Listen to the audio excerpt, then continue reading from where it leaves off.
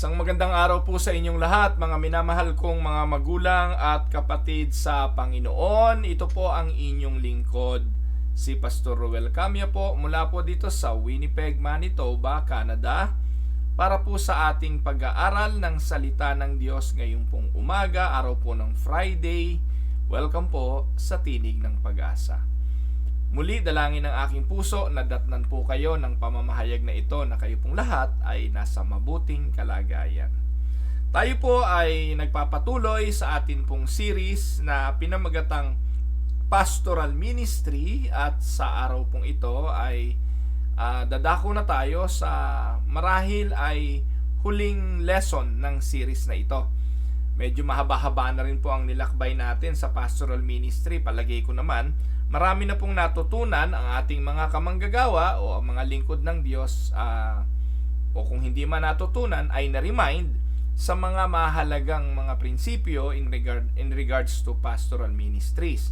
At ang mga kaanib o ang mga members ng church ay may mga natutunan din na mga bagay tungkol sa ano po ba talaga ang mga gawain, responsibilidad, ethical standard ng isang pastor. Kaya po ngayong araw na ito ay huli na ito na po. Napapagod na rin po siguro yung iba sa kapapakinig ng mga tungkol sa pastoral ministry. Sa ibang araw or sa Monday, we will start a new series o magsisimula ulit tayo ng panibagong pag-aaral. So bilang huling bahagi, ang atin pong tatalakayin ay may kinalaman sa counseling o yung tinatawag na ministerial confidentiality. Ayan. So, para lubusan nating maintindihan yan, hanggang saan ang hangganan ng pwedeng malaman ng pastor, ibahagi ng pastor, at i-divulge ng pastor na information sa kaanib o sa mga miyembro. At ano ang ating ethical standard bilang mga pastor when it comes to confidentiality? Ayan, alam niyo mga kapatid, sa Roman Catholic meron pong tinatawag na confessions, pastoral confessions or priestly confessions. At ito pa ay ginagawa ng mga miyembro sa isang confessional, isang lugar kung saan yung priest ay nasa loob ng confessional room. May tabing lang po yun, napapanood nyo naman yan. Kung hindi kayo Roman Catholic, napapanood nyo yan sa mga pelikula. Tapos sa likod noon, may cover po yun, ay nandun ng priest at yung kaanib o member ng church ay mangungumpisal. And usually, it will start with the word, "Father, I would like to confess my sin." So, ako po ay nung ako'y elementary, alam niyo po meron tinatawag na first communion eh. Ako nakaranas ba ho kayo nun? Sa school, nauobligahin ka kahit po kayo ay Protestant or kay evangelical believer o kung ano man yung faith ninyo, yung teacher po puwersahin ka. Kaya nung elementary, if I'm not mistaken, mga grade 2 or grade 3, ay pinilit ako ng teacher na mag first communion. Kahit ayaw ko, syempre masunurin ka sa teacher mo. Pero bago ka mag-communion, mangungumpisal ka muna. Hindi naman kami tinuruan at hindi namin alam paano mangumpisal sa pare. Kaya ang gagawin mo ay kakabisaduhin mo, "Father, I commit a sin." O sabihin ano yung kasalanan mo, sasabihin mo yung kasalanan mo. At mangungumpisal ka. Ayun. Tapos sasabihin ng priest sa'yo, "Okay, your sin is forgiven." Mag-pray ka ng isang Our Father, tapos 2 Hail Mary, ayun. Tapos pwede ka nang mag-communion. So, ganun yun. Ngayon, dahil nga uso yung tinatawag na ministerial confession o nagkukumpisal, tanong, hanggang saan yung limitasyon, hanggang saan yung dapat malaman ng pastor o ng pari, at ano ang dapat maging ugali or ethical ministerial ethics or ethical standard ng isang pastor pagdating do sa mga bagay na nalalaman niya sa kanyang mga miyembro. Ano ang kanyang dapat gawin sa mga bagay na ito? So yun po yung ating tatalakayin, no po? At yung mga miyembro ay makikinabang din sa mga bagay na ito. So, ang talata po na gusto kong makita natin when it comes to this topic ay yung Ecclesiastes chapter 3 verse 7b. Yan. Ang sabi po diyan, ito po yung mga seasons di po ba? Diyan sa Ecclesiastes chapter 3, binanggit diyan yung mga different seasons of life. Lahat ng bagay sa silong ng langit ay may panahon. Ayan. So, yun yung mga panahon. At dito po sa Ecclesiastes 3:7, may isang season na binanggit diyan. O dalawang season, the time to be silent and the time to speak. Mahalaga ito. Pinapaalala mga kapatid ng Biblia ng Ecclesiastes chapter 3 verse 7b ni Haring Solomon sa bawat isang pastor na merong panahon ng pagtahimik at may panahon ng pagsasalita. Dapat natin itong matutunan at i-apply natin to sa aspeto ng ministerial counseling or ministerial confidentiality. So, ang tanong ay ito. First question that we need to answer. What are some typical confidentiality dilemmas that the pastor faces? Paano nyo sasagutin, pastor? Ikaw bilang pastor, paano mo sasagutin ang isang miyembro na lumapit sa iyo at sinabi, Pastor, I want to tell you something, but I don't want you to tell any other soul. Pastor, may sasabihin ako sa iyo, pero pwede ba atin-atin lang ito? Kumusta ka pagdating sa ganon, Pastor? Pangalawa, Pastor, may sasabihin ako sa iyo, pero pwede ba don't tell my parents, but I am pregnant. Pastor, may sasabihin ako sa iyo, ikukumpisal ko sa iyo, pero pwede ba wag mo sabihin sa nanay ko o sa tatay ko, buntis ako. Letter C. Pastor, may sasabihin ako sa iyo, no one knows this. And I want you to promise me that this information will never leave this room. Plano kong magpa-abort. And letter D, Pastor, I know I can trust you. No? That you will not say anything to anyone about this. But I got drunk, and while driving, I hit and killed someone, and I drove off. Pastor, I am having an affair with my boss. I came to you in confidence, and I know that you will not divulge any of this information. Kabit ko yung boss ko, may affair kami ng kasamahan ko sa trabaho, etc. etc. Pastor, buntis ako pero hindi yung mister ko ang tatay nito. O kaya naman, Pastor, nakabuntis ako ng iba, hindi alam ng misis ko. At napakadami pang mga information, mga totoong information na madalas alam ni pastor at ipinagkatiwala kay pastor under the umbrella of ministerial confidentiality. Ano ang mga limitasyon ng mga bagay na ito? Pastor, kung hindi mo pa na-experience ito at ang mga tanong na yan na nakalista sa ating PowerPoint ngayon, anong gagawin mo dyan? At ano usually ang ginagawa mo? Alam nyo, this is seldom discussed among pastors, among ministerial institute or ministerial training and discussion. But this is one thing so important na dapat alam ng pastor yung kanyang paninindigan tungkol sa bagay na ito. Mga minamahal na mga kapatid, the subject of confidentiality always has two sides. May dalawang mukha ito, and the pastor and leaders must be challenged in two separate but equally important ways. Kaya binasa ko kanina yung guidelines ayon sa banal na kasulatan. Ecclesiastes chapter 3 verse 7b. And to summarize the words of King Solomon, sinabi niya, there is a time to keep silent and there is a time to speak. And I do believe these words of King Solomon is applicable in the subject of ministerial confidentiality. May panahon, pastor, na dapat kang tumahimik, pero may panahon na dapat kang magsalita. Now, bago tayo lumawig sa ating pag-aaral, I would like to talk about a time to keep silent. Kailan dapat itikom ng pastor ang kanyang bibig?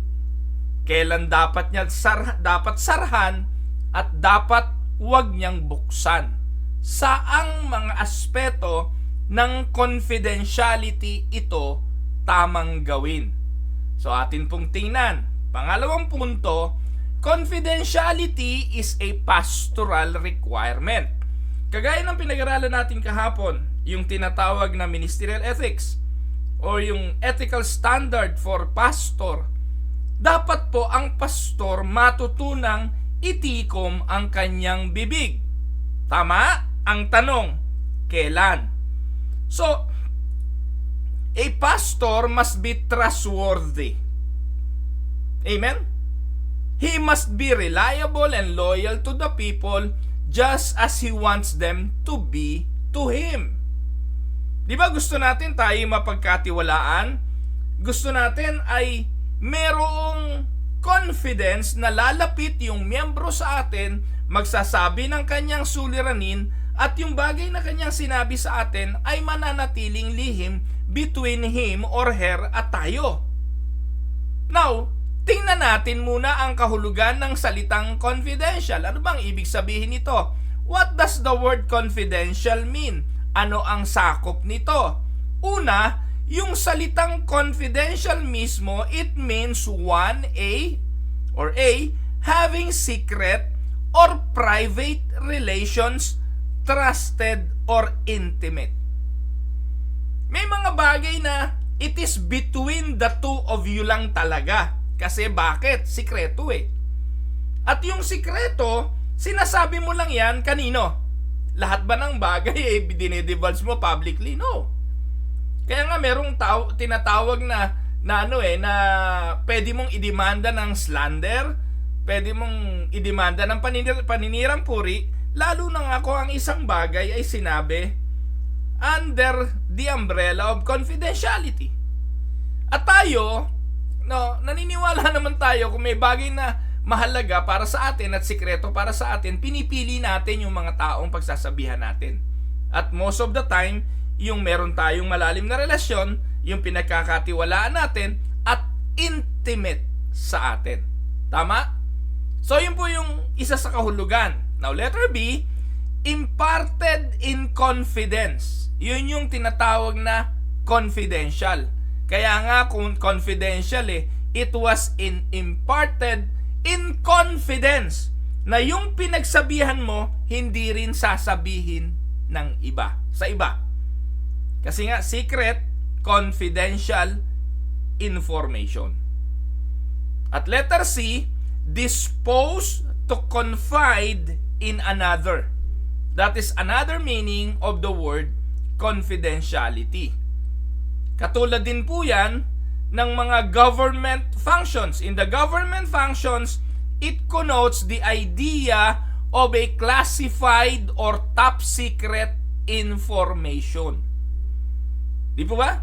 Halimbawa, magre-raid tayo, i-raid natin yung drug lord. Doon nakatira ang drug lord sa lugar na yon. So, hindi mo naman i-divulge yun sa public. Kaya nga po yung mga media, yung mga nasa, public service, sa broadcasting, hindi po dapat nila i-divulge yung mga classified information dahil pwede silang makagambala sa gagawing operation. Tama? Hindi po pwedeng ganun. Kasi nauna pa yung media. Sa atin sa Pilipinas, ang gagaling ng media, ang bibilis. At lahat dinidivulge sila, wala nang sikreto. So, ang punto po rito mga kapatid, mahalagang maintindihan ng mga pastor ang kahulugan ng salitang confidential. Ito po. So it comes from a Latin word meaning with faith. Ang ibig sabihin ng confidential. Ang ibig sabihin with faith. Na ang ibig sabihin, your people come to you in faith that you will not abuse the privilege of hearing that information tapos i-relate mo sa iba. At ang paniniwala kasi kaya lumapit sila sa iyo in faith, it is because the secret will be safe with you. Tama? So ano pa yung mga related word maliban doon sa confidential? Yung word na confident. Anong ibig sabihin yan? So when people come to you, they want to feel confident that you will protect them, and not only them, but their interest. Tama?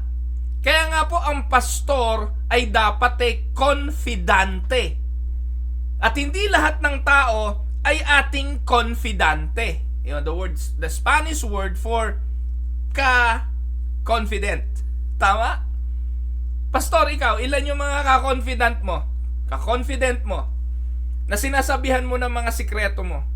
Di ba tayo mga pastor, meron din naman tayo talagang kaut-utang dila ang tawag natin doon. Pero bilang pastor, napakahirap din magtiwala. Kasi pag nagkwento ka sa pastor, kukwento rin ng pastor sa kanyang kapwa-pastor. Kaya namimili rin tayo ng ating pagkukwentuhan. Ang tawag doon ay confidante. So yung word na confident, when people come to you, they want to feel confident. Ano pa? Bilang pastor, tayo yung primary protector ng tupa.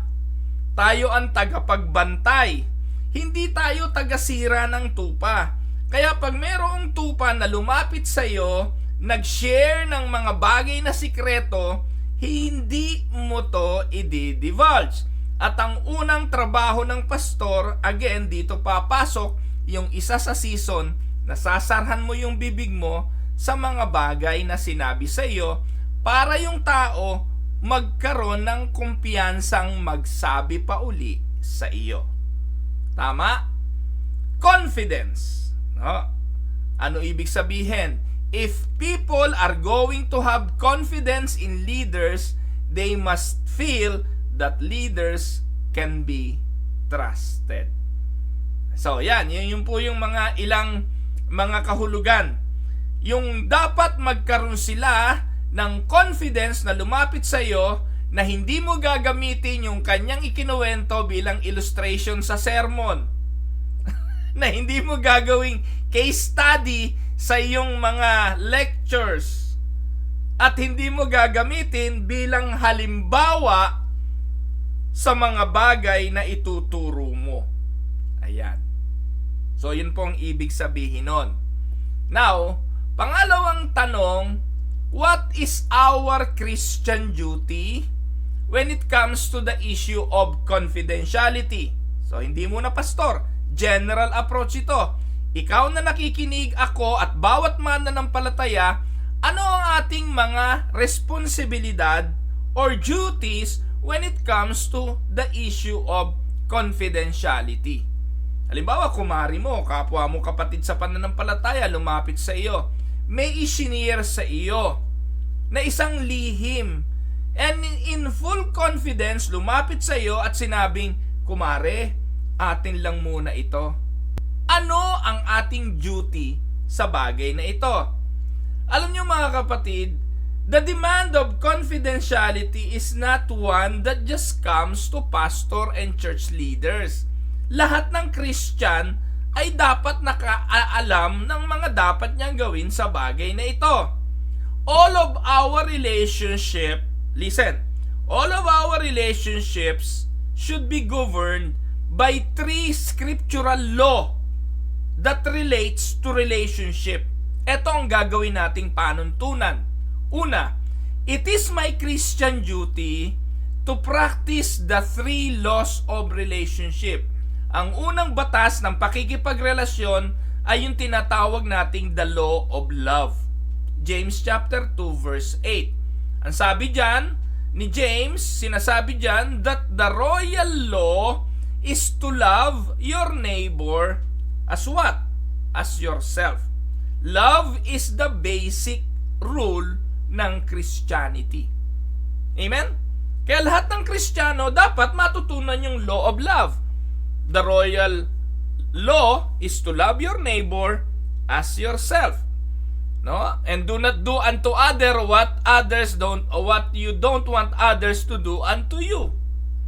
Prinsipyo 'yan. Pangalawa, 1 Corinthians 13 verse 8 says, love never fails. Love always seek the best interest of others. Makikita rin natin 'yan sa Philippians 2. Proverbs 10 verse 12, hatred stirs up strife, but love covers all sins. Proverbs 17:9 says, he who covers a transgression seeks love, but he who repeats a matter separates the best of friends. Maganda yung sinasabi ni Solomon eh. Siya na nagkukubli ng pagkakasala ay humahanap ng pag-ibig. Pero siya na nagmamarites, nagchichismis ng kasalanan ng iba ay nagwawasak ng pagkakaibigan. Sa NIV ang sabi, he who covers an offense promotes love. Yan. So, yan po yung Christian duty to practice. Dapat, una, the law of love. Second, yung law of faithfulness. Makikita natin sa ikatlong sulat ni Juan verse 5. Ano po ang sabi? You do faithfully whatever you do for the brethren. Bilang isang kapatid sa Panginoon, i-practice natin yung tayo'y maging tapat sa kapatid. Ang loyalty ay sa kapatid. Ang katapatan ay sa kapatid. Whatever you do for people, we are to do it faithfully. Walang malis, walang paninira, walang intensyong i-down, walang intensyong wasakin. So dapat yan maging practice ng mga Kristiyano. 1 Timothy 3:11, instruct those in leadership that they are not to be slanderers, but to be temperate and faithful in all things. Proverbs 11:13, a tale-bearer reveals secret, but he who is of a faithful spirit conceals a matter. Marami sinasabi si Haring Solomon tungkol dito eh. Yun daw mga nagpapahayag ng mga sikreto, ang tawag ay marites. Pero yung nagkukubli ng mga bagay na ito, ang tawag ay faithful. Amen? So yun yung una, the law of love. Let us practice the law of love. Do not do to others what you don't want others to do unto you. Ano po? At ano pa? Love your neighbor as yourself. And then second, the law of faithfulness. You do faithfully whatever you do for your brethren. Instruct those in leadership not to be slanderers, and do not be a tale bearers who reveal secrets. Pangatlo, yung tinatawag na the law of edification. Anong ibig sabihin yan? Ang batas ng edification, lahat ng ating gagawin para sa ating kapwa at sa ating mga kapatid sa pananampalataya ay dapat ay nakapagpapalakas, nakapagpapatibay. Hindi nakakapagpababa, hindi nakakapagpahina, hindi nakakawasak. Yan ang binabanggit ni Pablo sa Ephesians chapter 4, 29-30. Let no corrupt communication proceed out of your mouth, but what is good for necessary what? Necessary edification, that it may impart grace to the hearers. And do not grieve the Holy Spirit of God, by whom you were sealed for the day of redemption. Binabanggit din yan ni Pablo sa mga taga-Korinto, 14:12 ng 1 Corinthians. Ang sabi, that we are to seek to excel in edifying or building up the church. So anong ibig sabihin yan? Pagpapalago. And I must ask myself the question, Is my sharing of this information building the person or tearing them down? Kaya bago natin buksan ang ating bibig, tanungin muna natin, makapagpapatibay ba ito sa kapatid ko kapag sinabi ko? Makapagpapalakas ba ito sa kapatid ko kapag sinabi ko? O wawasakin ito ang kapatid ko kapag sinabi ko? And I must be committed to only one, that which it should build. Amen? Now, how do we apply these mandates bilang Christian? How do we apply this mandate simply as Christian? Mga kapatid, if we are going to exercise our Christian duty, hindi pa natin pinag-uusapan yung bilang pastor, bilang Christian to, it must put certain cautions into this matter of confidentiality. Ano dapat gawin? Watch what you share with your spouse and other leaders concerning matters of counsel. As much as gusto mong i-share sa iyong mga kapatid, anak, asawa, yung bagay na narinig mo, kung ito ay pwedeng maging dahilan para kumalat, wag mo nang sabihin ito. Isikreto mo na ito. Yun pong pastor, may counseling. Kausap niya ang isang kapatid. Pag-uwi ng bahay, sabi ng misis niya, ano ba yung pinag-usapan ninyo nung kausap mo ngayon? Naku, alam mo ba, naikwento ng pastor sa misis niya, yung palang panganay na anak ni ganito, hindi niya pala tunay na anak. Anak pala yun ng misis niya sa ibang lalaki. Narinig niya yun ng anak. Na 9 years old. Na it so happened na yung bata na tinutukoy na hindi anak ng kanyang ng kanyang asawa o ng kanyang tatay ay kaibigan ng bata, kalaro niya. At habang naglalaro yung dalawang bata, sabi ng bata, "Uy, di ka pala anak ng tatay mo. Anak ka pala ng nanay mo sa ibang lalaki." Naku, iyak ngayon yung bata. Nag-away tuloy sila, suntukan.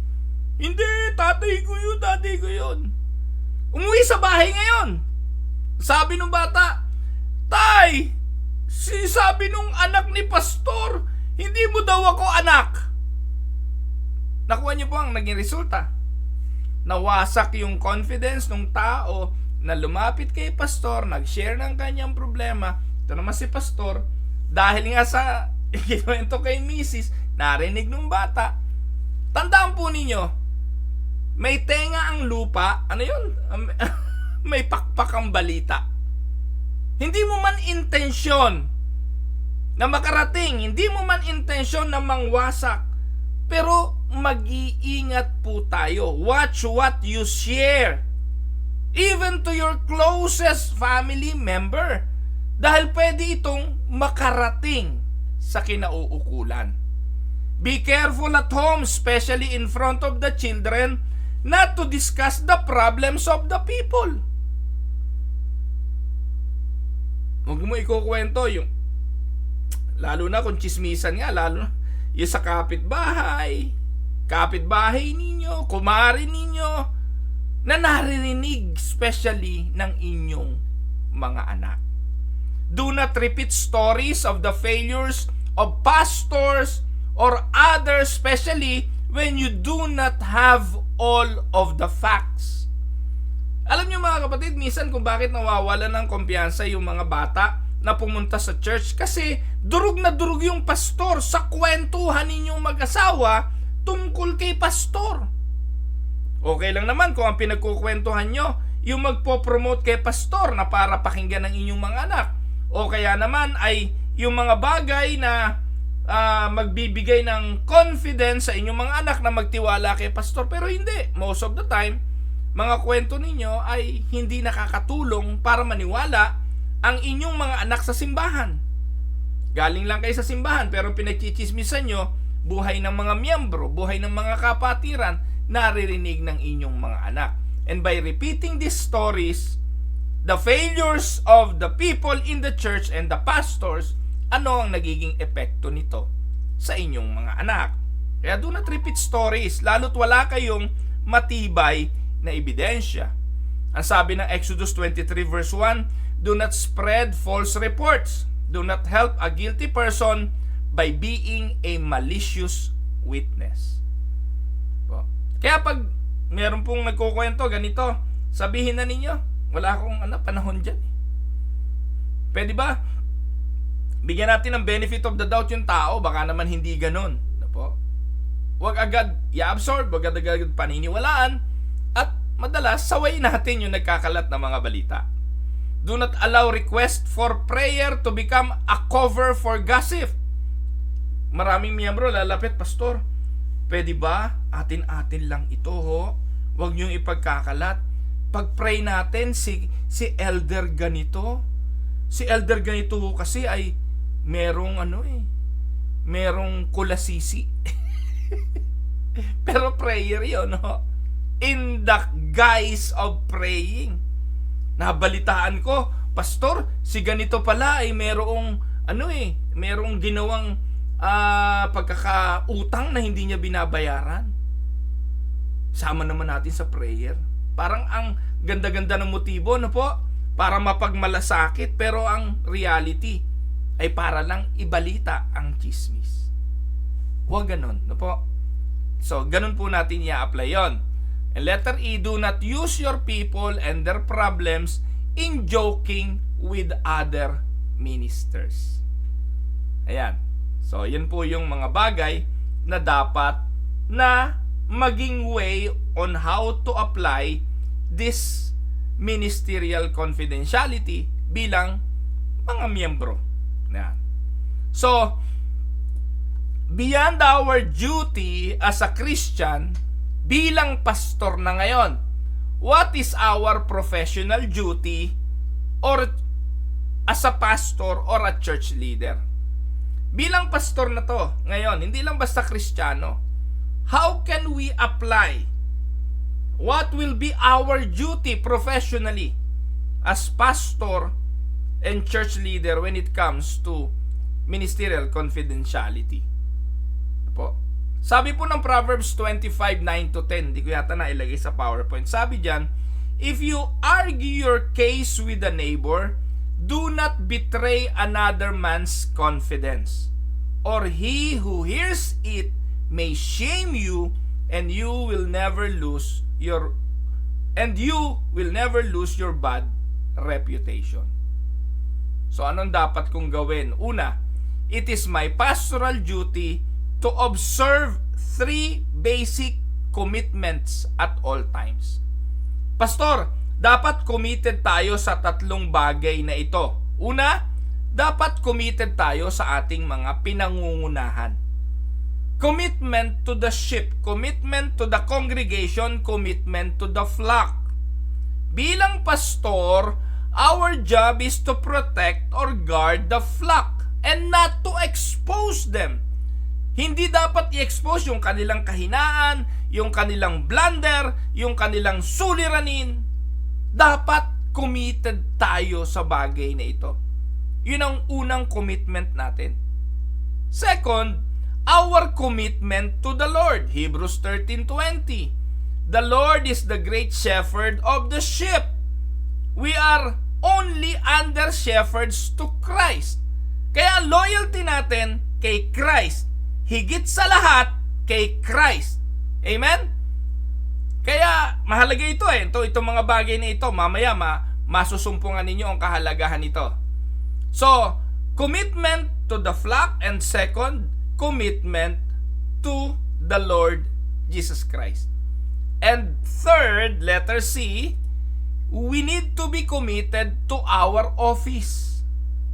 3 commitments ng pastor at all times. We need to be committed to the flock. We need to be committed to the Lord and be committed doon sa ating trabaho bilang pastor. Amen? As an overseer of the church, you are to be one who is worthy of respect, honor, and reverence. Pastor, if you are careless, you will give every other pastor a bad name. Kaya nga po minsan wala nang tiwala yung ibang miyembro sa pastor dahil may mga pastor na hindi mapagkatiwalaan. Damay-damay na yan. Kaya nga importante na yung pastor, committed ka sa iyong flock, committed ka sa Diyos na tumawag sa iyo, at committed ka sa pagkatawag sa iyo bilang pastor. Amen?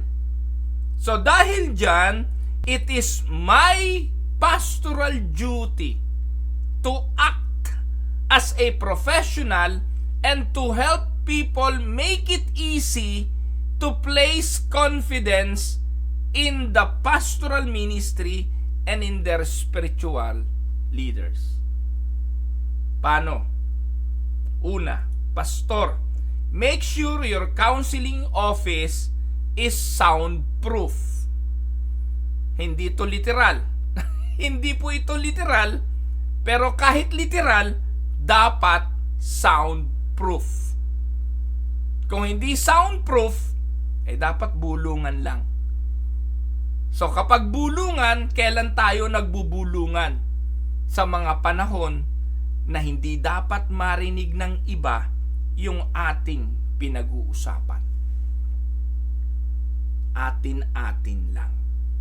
Between the counselee and the counselor. Amen?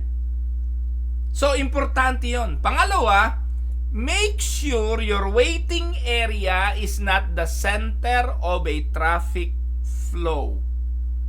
Hindi ko po sinasabi na yung mga bagay na narinig mo at ikinonfide sa'yo ng isang counselee ay huwag mong ikwento sa misis mo. Dapat din naman, minsan, malaman ng misis mo yon. Kung hindi naman, it is, kasi yung misis mo ang unang prayer warrior mo eh. Yung misis mo ang una mong katuwang na mananalangin. Kaya tama lang din na malaman ng misis mo.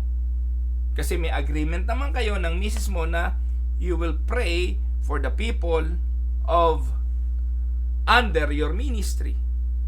At ikaw naman, asawa ng pastor, siguraduhin mo lang na hindi ka rin marites. Kaya sinabi sa iyo ng iyong asawang pastor para tumulong ka sa ministeryo ng pananalangin. Baka naman ikaw, pag nasa grupo ng mga kababaihan ng simbahan, ikaw pa yung numero 1 tagapagkalat ng mga nalaman mo kay pastor. Huwag ganon, ha? Hindi mo sinisira yung taong ikinukwento mo, kundi sinisira mo ang opisina ng asawa mong pastor. Dami yung ganito eh. Talaga hong ang isa sa maninira ng ministeryo ng pastor, yung asawa. Kasi minsan may mga asawang mas magaling pa kaysa sa kanyang asawang pastor. Kaya yun ang bilin na bilin ko rito sa Canada eh. Kasi sa Pilipinas uso to eh.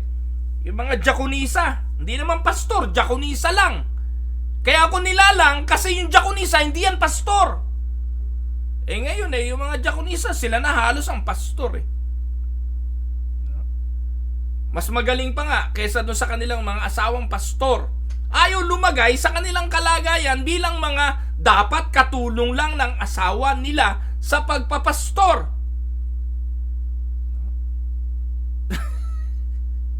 Kaya ako sinasabi ito sa mga pastor na dumarating dito. Kinakausap ko rin yung mga babae, yung mga asawa. O ikaw ha, hindi ka pastor ha. Lumagay ka bilang asawa ng pastor. Ibig sabihin, ikaw ang first line of defense ng asawa mo. Ikaw ang first priority when it comes to being a prayer warrior ng asawa mo. Taga-ayos ka ng mga pangangailangan ng asawa mo. Hindi ine-expect na ikay mag-preach, hindi ine-expect na umupo ka sa council meeting, hindi inaasahan na ikaw ay magiging bahagi ng leadership ng asawa mo. No. Kaya natutuwa naman ako rito, yung mga asawa ng pastor dito, alam nila. Ito po, meron din kaming diakonisa dito sa Pilipinas si Ate Vivian Del Rosario. Asawa siya ni Pastor Ruben Del Rosario. Sa Pilipinas, nag-aral yon sa seminaryo at diakonisa yun doon. Pero dito sa Canada, asawa siya ni Pastor Ruben. Hindi inaasahang nasa council meeting siya. Hindi inaasahang magpipreach. Hindi namin pinagpipreach dito ang mga babae. At alam ni Ate Vivian kung saan niya ilalagay ang kanyang sarili. Sa Pilipinas, yung mga babaeng asawa ng pastor, mahusay pa, no? With pun intended. With insult intended. Magaling pa sa kanilang mga asawang pastor with sarcasm. Amen? So, make sure na hindi maririnig ng mga tao yung inyong pinag-uusapan. Kaya pastor, ingat-ingat ka rin. Kahit asawa mo yan, pwedeng sirain ang ministry mo kapag hindi napigil yung bibig ng misis mo na magmarites sa iba. C. Keep counseling notes under lock and key. Pag ako nakikipag-counseling, may hawak din ako minsan ballpen at kaprasong papel. Tinatandaan ko yung mahalagang detalye. Una, para sa panalangin. Pangalawa, para sa patuloy pang pagtulong. For instance, naniniwala ba kayo, may mga isineshare na bagay sa isang pastor beyond your capacity. Like for instance, kung mga mental health issue, kaya ba ng prayer lang yon? Yes, pero hindi kaya ng laying of hands lang yon. Pag may mga pastor na gano'n, papatungo lang ng kamay, ano tawag doon? Yung, in the name of Jesus, I command you, mental spirit, mental health problem to leave the body of this brother. Niloloko lang kayo nun. May mga pagkakataon mga kapatid, kaya ibinigay ng Diyos ang mga psychologist. Kaya ibinigay ng Diyos yung mga may kaalaman sa mga mental health, psychiatrist. Yan po'y ibinigay ng Diyos para tumugon sa mga ganitong kaso at pangangailangan. And those things are beyond the capability and capacity of a pastor. Kaya pag mayroong mga ganong kaso, naglilista po ako niyan. Pagkatapos, ipinapayo ko yon. Kapatid, would you like to seek a psychological mental health? Kaya bilang pastor, dapat may alam ka rin doon sa sinong kokontakin, sinong ire-recommend sa ganitong mga kaso. Physical and medical needs ng tao, dapat inire-recommend mo sa iba kasi it is beyond your capacity. Kaya ako nagno-notes ako. Pero itinatago ko yon or tinatapon ko na yon pagkatapos. Kasi baka na-note mo, etong nagkausap mo ngayon, si kapatid na ito, may problema pala sa isip. Tapos pakalat-kalat yung papel mo, may pumasok sa opisina mo, may nabasa ng tagalinis, nakita niya. Naku, ito palang si Pedro, may depresya sa utak. Nakalista sa counseling note ni pastor. Tatapon mo yun. Nakuha niyo po, yun ang purpose nun. Letter D. Avoid using specific cases in sermon illustrations. Meron po tayong isang kapatid. Lumapit sa akin. Humingi ng counseling. Naku, tambak pala ang utang. Naka-scam pala ng ganito. 20 lang miyembro mo. Magtitinginan ngayon, sino kaya dito sa amin ang scammer? O kaya naman, may nag-confide po sa aking isang kapatid na nabuntis niya raw po ang isa sa kanyang kasamahan sa opisina. 30 lang yung lalaking miyembro mo. Sa 30 na yon, sigurado isa yon. Kaya magtitingin na, sino kaya sa atin yung nakabuntis? Avoid using specific cases. Alter them enough so that people do not recognize themselves. Hindi ko po sinasabi na huwag kayong gumamit ng ganong illustrations to make a point straight. Pero, Pambira, kung galing naman sa counseling yon, ma-identify yon kasi nagbigay ka ng 20 lang miyembro mo eh. Ginamit mo pa na isa doon ay sigurado na nakabuntis. Dapat mo bang gamitin yon? And letter E, ask permission to share with other professionals for your own outside advice and counsel. Pwede yan. Amen? So it is our personal pastoral duty to act as professional bilang pastor. Amen? Sana may natututunan ng pastor. Pangatlong bagay, what are the limits, if any, to confidentiality? Ano ang limit ng confidentiality? Alam niyo po, there is another side to this area of confidentiality. At again, balikan natin ang Ecclesiastes chapter 3 verse 7. Ang sabi, there is a time to keep silent and a time to speak. Dapat balance yung panahon na yan. May panahon na dapat kang tumahimik at may panahon na dapat kang magsalita. As with any areas, there should be balance. Now, eto ang problema. What about the myth of a confession booth? Binanggit ko na to kanina eh. Yung myth that the pastor must never go on the witness stand. Na ang pastor ay hindi dapat tumestigo dahil yung confession booth ay sagrado. Kahit alam mo na yung nagkukumpisal ay mamamatay tao, pumatay ng marami, nanggahasa ng marami, at pwede pang potentially maging threat sa community na manggahasa uli at pumatay uli dahil sinabi ito in the confidence and under the umbrella of confidentiality, hindi mo dapat itong sabihin. Tanong pastor, kung ititiko mo ba ang bibig mo and you will be silent, tama ba yun?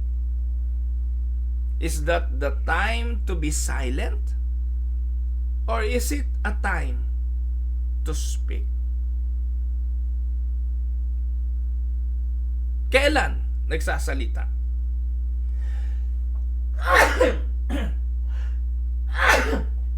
Sorry po at medyo under the weather na po ang inyong lingkod eh. No? Yun pong myth of the confession booth ay ang myth na ang pastor hindi dapat tumatayo sa witness stand. They must never repeat anything that they hear. And this is a false and unbiblical concept, and when it is fully maintained, it will cause a serious problems for people. Bibigyan ko kayo halimbawa mga kapatid. Alam niyo po ba na sa Pilipinas matatagpuan ang isa sa pinakamagandang, ano ba yung ito, meron naman akong brain fog, yung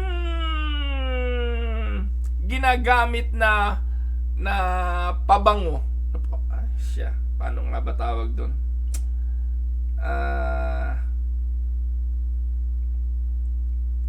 Yan, brain fog na po, nakakalimutan ko. Ewan ko kung may idea kayo rito mga cinnamon! Yun. Alam niyo po mga kapatid, sa Pilipinas matatagpuan, there's so many varieties of cinnamon eh. Madami pong klase yan. Pero yung dalawa na isa sa pinakamagandang cinnamon, dalawa sa pinakamagandang cinnamon sa buong mundo. Alam niyo po kung saan matatagpuan? Sa Pilipinas. Now, I just want you to see this story because it was rooted from an abuse. Ngayon, ang mga Kastila, sila ang may control ng cinnamon market nung araw. Makinig po kayo, no? Makinig kayo. Paano po sinalaula at inabuso ng mga praile at ng mga pare ang bagay na ito. Noon po dumating ang mga Kastila sa Pilipinas, merong probinsya sa Pilipinas kung saan nakitaan nila ng napakaraming puno ng cinnamon at magagandang uri ng cinnamon. Ang ginawa po ng mga Kastila, pinagkukuha po nila ito at tinravel po nila ito, dinala nila uli sa Espanya. Pagkatapos po mga kapatid, ay pinagpuputol nila ang mga puno ng cinnamon upang mamanipulate ng Kastila. Ito po'y kasaysayan, history ito, upang sila makapag-manipulate ng cinnamon market ng buong mundo. Ngayon, saan papasok ang confession dito? Itong mga walang hiyang pare, no? Gagamitin ko yung word na walang hiya. Mga hindi matuwid na paring Katoliko na dumating sa Pilipinas na mga Espanyol. Ano ginawa sa mga Filipino? Pinagtatakot. Sa papanong paraan?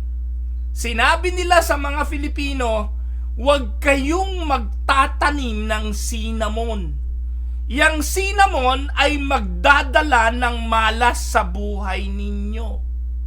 At alam nyo po hanggang ngayon, sa lugar na ito sa Visayas, parte ng Mindanao, hanggang ngayon naniniwala yung mga tao na hindi dapat magtanim ng cinnamon dahil ito ay malas at pinamamahayan ng mga engkanto at masamang espiritu. San galing ang paniniwala? Sa mga paring Katoliko. Bakit? Para wag magtanim ang mga Filipino ng cinnamon at ang market mamanipula ng mga Kastila. Alam nyo ba yon?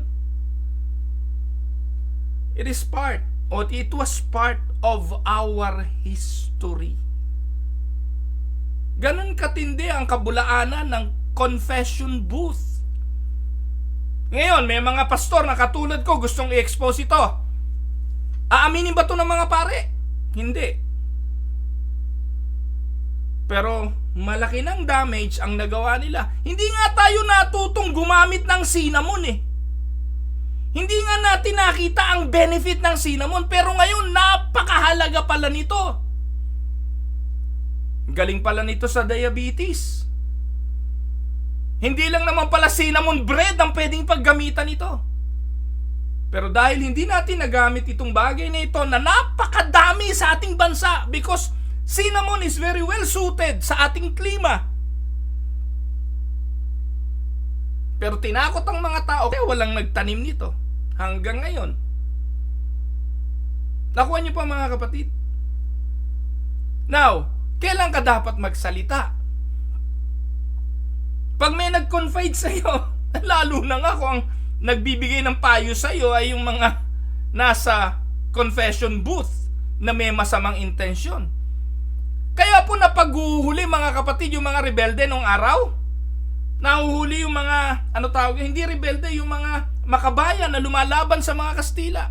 Ano ba tawag doon? Mga katipunero. Ang ginagamit po ay yung confession booth na yan. Ang ginagamit po ng mga Kastila, yung mga praile. Sasabihin ng praile kung sino ba yung general ng katipunero, kung saan nagtatago ang mga katipunero. In a sense,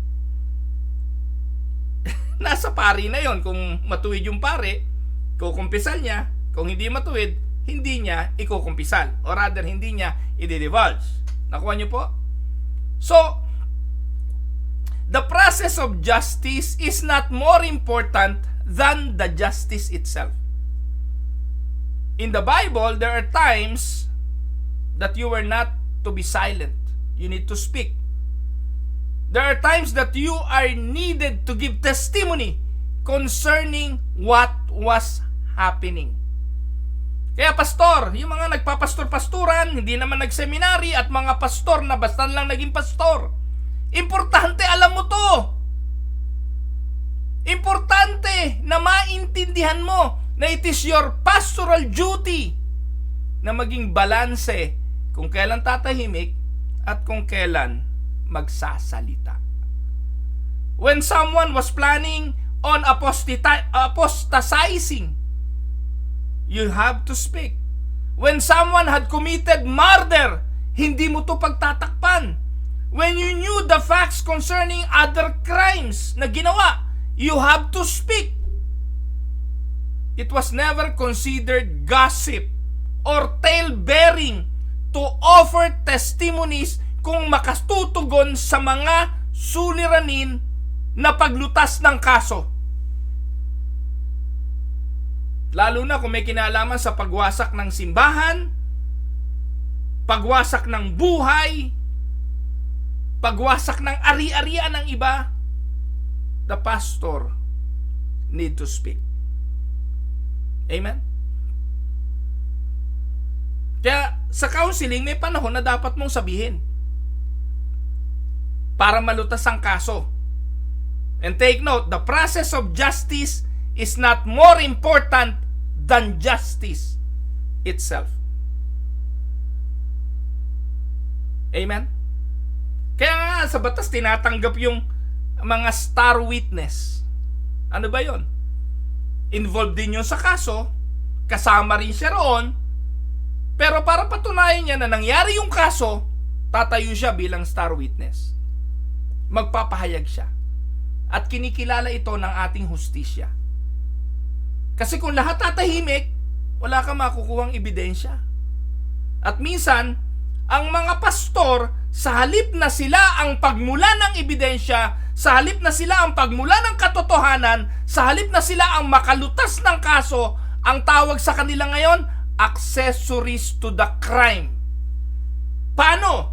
Sa pagsasara ng kanilang bibig sa katotohanan.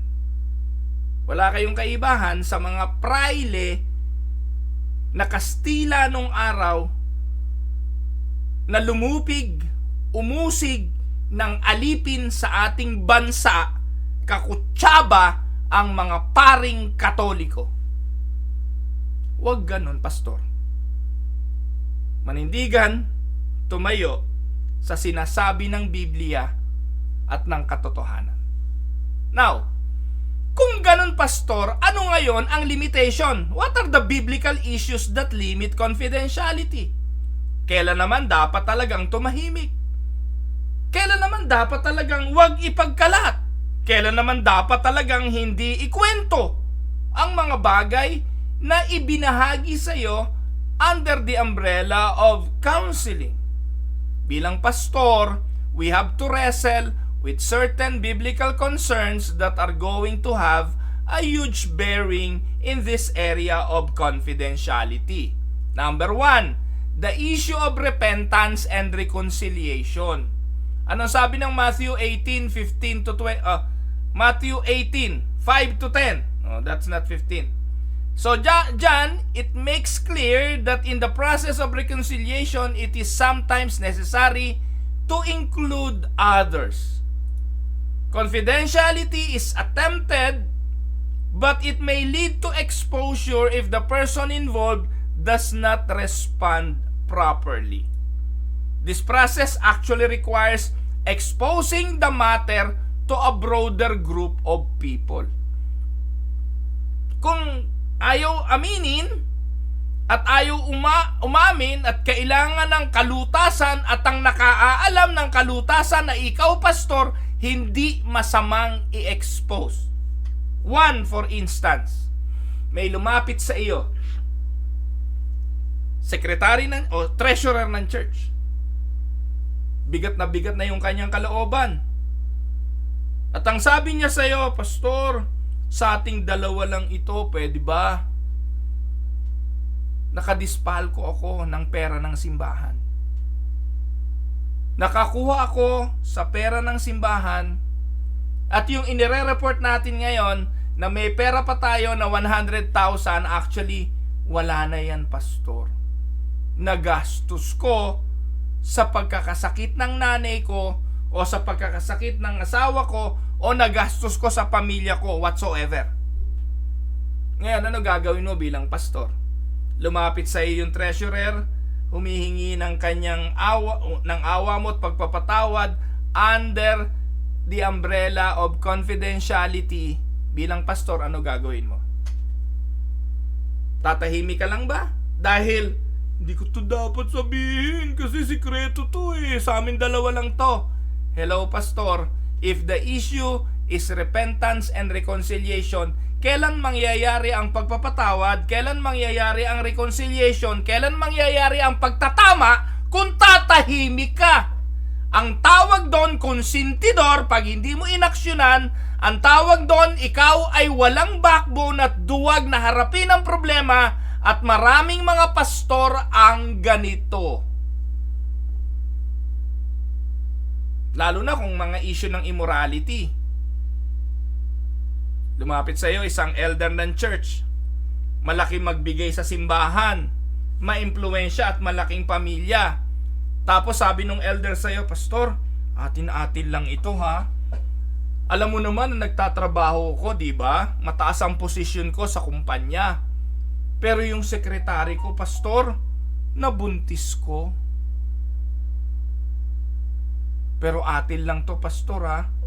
Huwag mo ipagsasabi. Ano gagawin mo, Pastor? Tatahimik ka na lang ba? Ito po yung mga limitasyon ng confidentiality.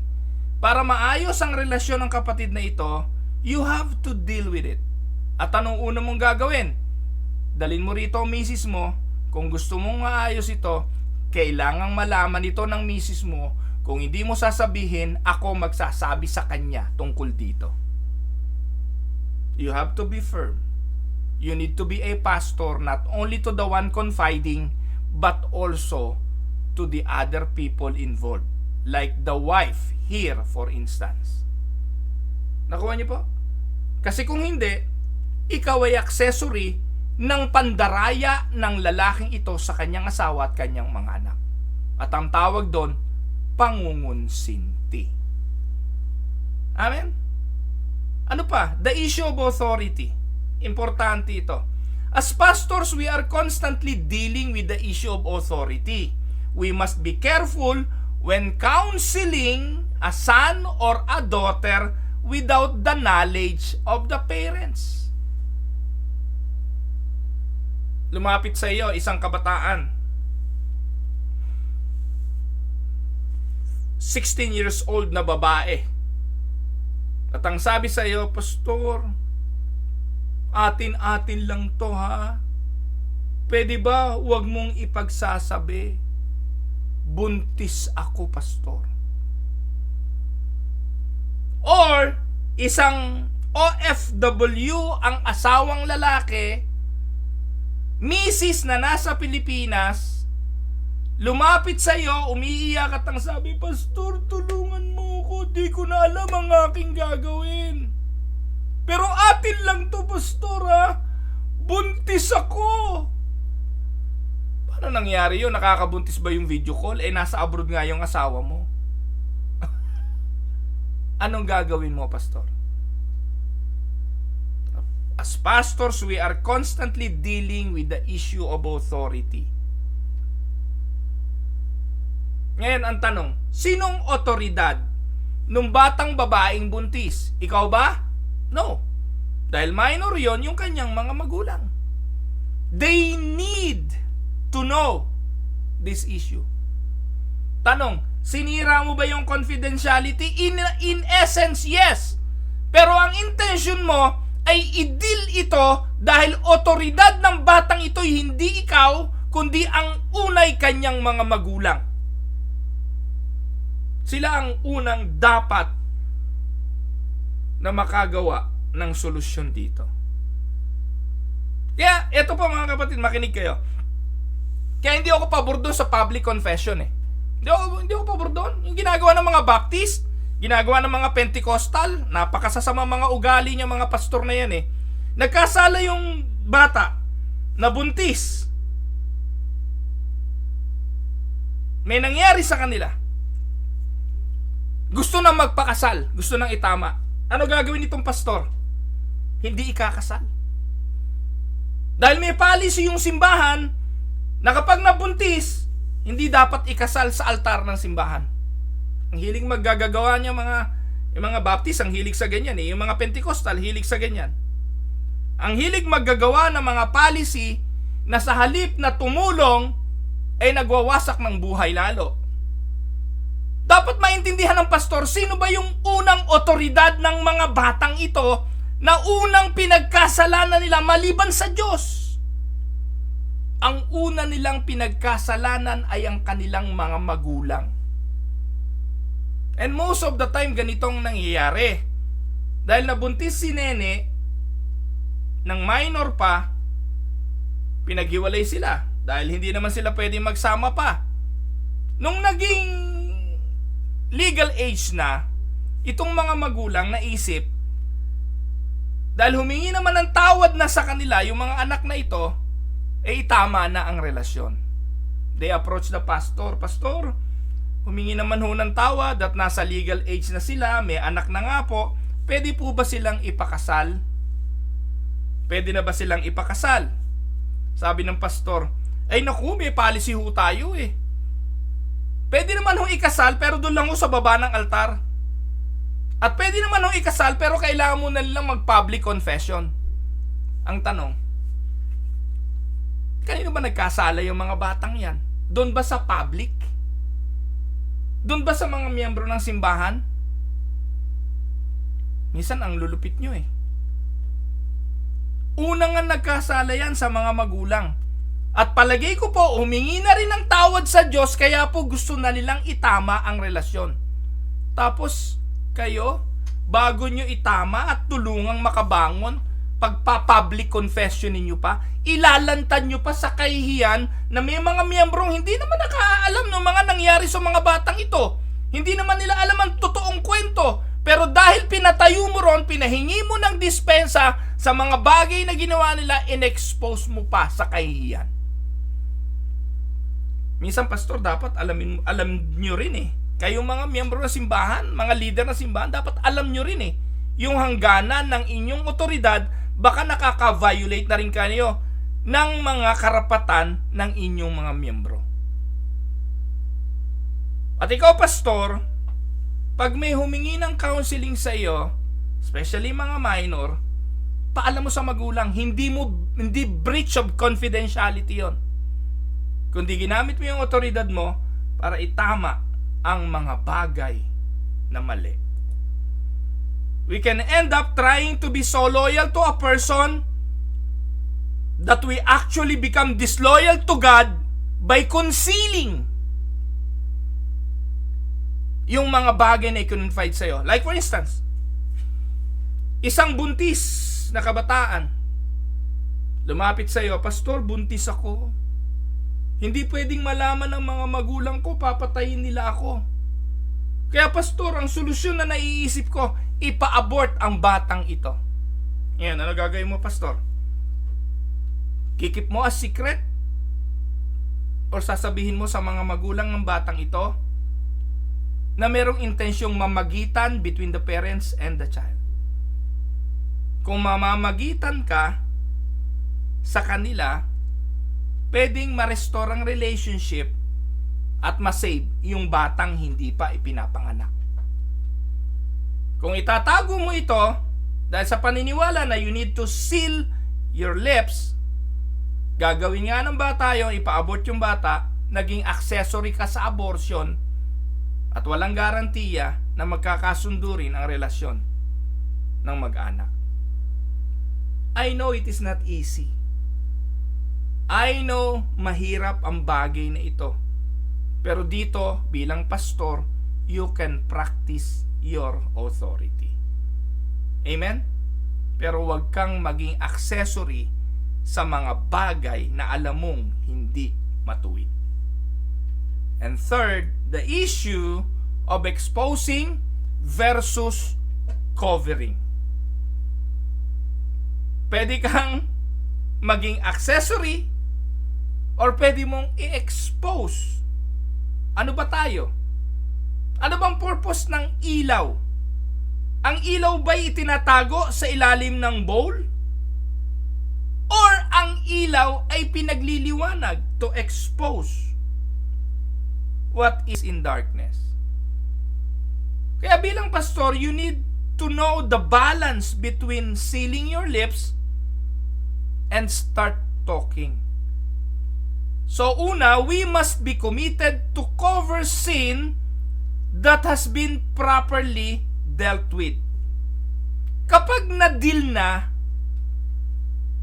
huwag ka nang magsasalita. Seal mo na ang lips mo.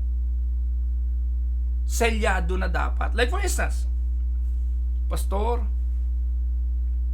narito po kaming mag-asawa. Mag-asawa na to, ho. Dahil nababagabag ang mga puso ng mag-asawang ito, lumapit sila sa pastor. Gusto po naming humingi ng counseling sa inyo. At nagsalita yung babae at ang sabi niya, Pastor, nung ang mister ko po ay nasa ibayong dagat, ako po ay naiwan dito ng 3 taon. Nagkasala po ako, Pastor, sa mister ko. Nung bumalik po siya dito, humingi po ako ng tawad sa kanya. At iniwan ko na po yung naka-affair ko. Ngayon po, Pastor, magkasundo na kami ng mister ko. Pwede po ba na ipanalangin nyo kami at tulungan nyo kami na makapagsimula uli bilang mag-asawa? Tanong, tapos na ba problema? Hindi.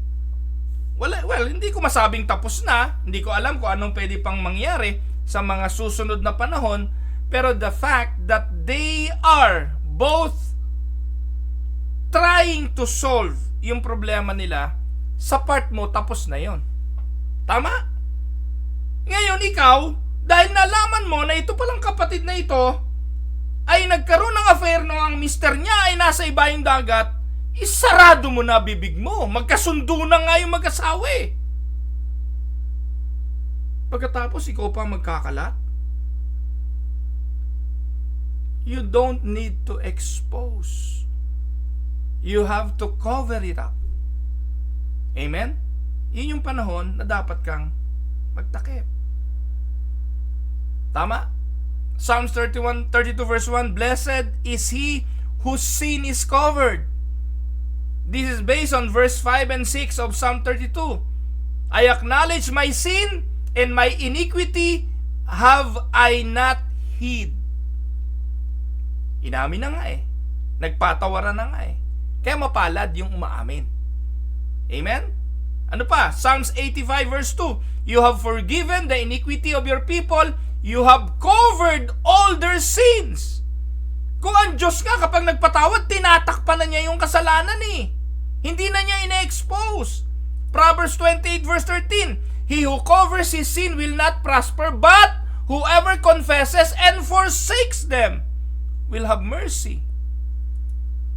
Job 31 verse 33. If I have concealed my sin as people do, by hiding my guilt in my heart.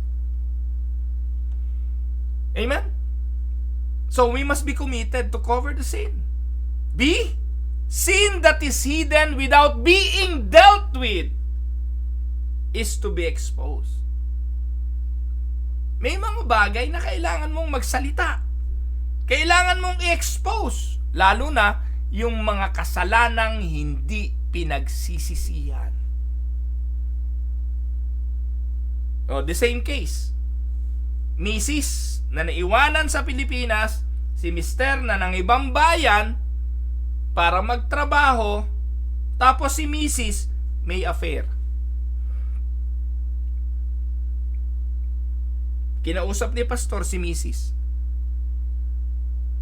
Dahil kumalat na eh, alam na sa community. Kinausap ni Mr. para magsisi at tumigil na sa kanyang ginagawa. Pero ang sabi ni Mrs., Pastor, natutukso ako kasi may pangangailangan din ako bilang babae. Hindi mai-provide ng mister ko na nasa abroad. Ngayon, ayaw tumigil. Sabihin mo kay Mrs., Mrs., malalaman ito ng mister mo. At ako mismo magsasabi sa kanya kapag hindi ka tumigil. Ang tanong mo siguro ngayon, Pastor, kung sinabing tumigil, sasabihin mo pa ba kay mister? No, ang aking sasabihin ngayon kay Mrs. para mapatunayan na totoong ikaw ay nagsisisi at ikaw ay tumitigil, ikaw mismo ang magsasabi sa iyong mister. Pag hindi mo ginawa yan, ako ang magsasabi sa kanya. That is the time you need to speak. and you need to be firm. Amen? Matthew 18, binabanggit yan. Ephesians 5:11. Have not fellowship with the unfruitful works of darkness, but rather expose them. Pag hindi mo in-expose, nagiging katuwang kanila, accessories ka. Kaya nga po tayo rito, hindi tayo tumitigil, ka-expose yan kay Oriel Balano, sa mga pastor ng G12, kasi alam natin, puro mukhang pera lang naman yan eh. Hindi po tayo tumitigil dito sa pangangaral tungkol sa kasamaan ng mga pastor ng Pentecostal, pagko-quote ng mga out of context na verses, pagmamanipulate sa mga miyembro. Na-expose natin, ayaw nating makadikit man lang sa idea na kaparehas natin yung mga manggagawang yan. Nakuha niyo po? Ngayon, kung hindi kayo sanay dito at kayo mga alipores ni Oriel Balano at ng mga G12, hindi ko kayo na-encourage makinig dito. Doon na lang kayo sa kanya at maloko kayo habang buhay ng mga pastor na mukhang pera. Now, what do we do when people come to us for counseling? Anong ginagawa natin kapag may tao na pupunta sa atin for counseling? 1. Only offer limited confidentiality based on trust. As much as possible, huwag mo hayaang i-divulge lahat sa iyo. Bigyan mo siya ng pagkakataong, Mrs., huwag na ho masyadong graphic ang pagkukwento. O kaya kapatid, hindi ko naman kailangan malaman ng lahat ng detalye. Kasi minsan yung mga nagko-confide, talaga hong ikukwento up to the very small detail. Dahil po nalaman mo ang lahat ng mga bagay na ito, lalong nakakapagpabigat ito sa iyo, bigyan mo na lang yung mga nagko-confide ng limitadong confidentiality. Nakuha niyo po mga kapatid. 2. Do not seek to know more than you need to know. We are not to relish on getting all the minor details na minsan wala namang bearing sa solusyon. Sapat na yung nalaman mo na nangalon niya. Huwag mo nang alamin saan kayo nag-meet. Nakailang beses kayo na nagtalik. Huwag na. Walang bearing yun sa solusyon eh. O kaya nabuntis. Sino yung nakabuntis? Kailan nyo ginawa yan? Saan nyo ginawa yan? Hindi na mahalaga yun. Hindi na importanteng alamin mo pa. Proverbs 17 verse 4, ang sabi, the wicked give heed to false lips, a liar eagerly listens to a spiteful tongue. And third, encourage the person to report to his or her authorities.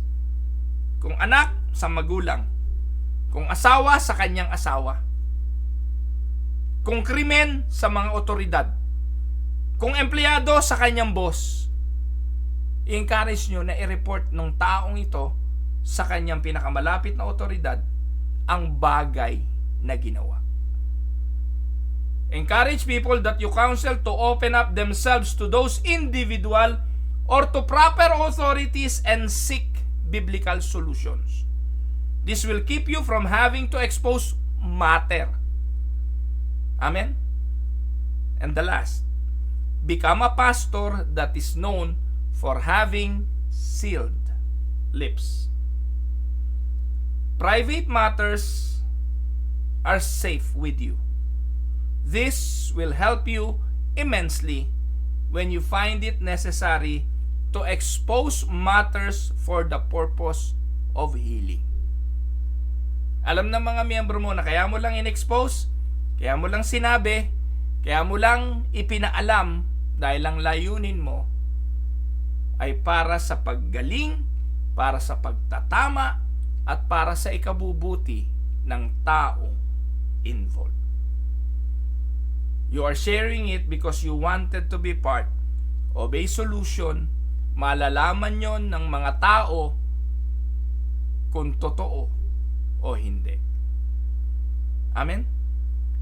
Ito po ang inyong lingkod, si Pastor Ruel Camia po, mula po dito sa Winnipeg, Manitoba, Canada, para po sa ating pag-aaral ng salita ng Diyos ngayong umaga dito po sa Tinig ng Pag-asa. Again mga kapatid, dito nagtatapos ang atin pong topic. Napakahabang series. Hindi ko po matandaan kailan pa ba natin to sinimulan. Last year pa ho natin sinimulan ito eh. Yung topic about pastoral ministry. I think we started this, hindi ko na po matandaan. Basta ho, I hope na kinabang kayo kung kayo pastor at kung kayo mga miyembro, nakatulong kayo sa pagtatama sa mga pastor. Sa aspeto ng mga nakakalimutang gawain, tungkulin, karakter, pag-uugali bilang pastor. God bless mga kapatid.